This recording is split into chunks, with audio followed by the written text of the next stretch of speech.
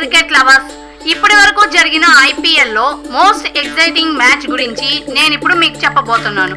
Indian premier league హిస్టరీలో ఎన్నో interesting మ్యాచ్లు జరిగాయి. అయితే అందులో 2019 సీజన్ లో Chennai super Kings and Bengaluru royal Challengers మధ్య జరిగిన మ్యాచ్ మాత్రం అభిమానులకు ఎప్పటికీ గుర్తుండిపోయేలా చేసింది. ఈ మ్యాచ్ లో మొదటి నుంచి Chennai super Kings and royal Challengers Bengaluru teams రెండు పోటాపోటీగా తలపడ్డాయి. ఈ మ్యాచ్ లో లాస్ట్ బాల్ వరకు ఎంతో ఉత్కంఠ కొనసాగింది.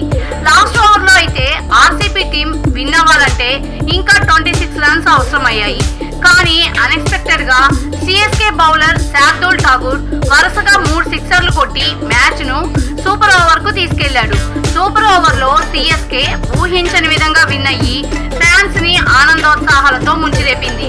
ఈ మ్యాచ్ క్రికెట్ చరిత్రలో చిరస్థాయిగా నిలిచిపోతుంది. ఇంత ఎక్సైటింగ్ మ్యాచ్ ని లైఫ్ లో మీరు ఎప్పుడూ చూసుండరు. ఇలాంటి మరిన్ని క్రికెట్ అప్డేట్స్ కోసం మా ఛానల్ ను సబ్స్క్రైబ్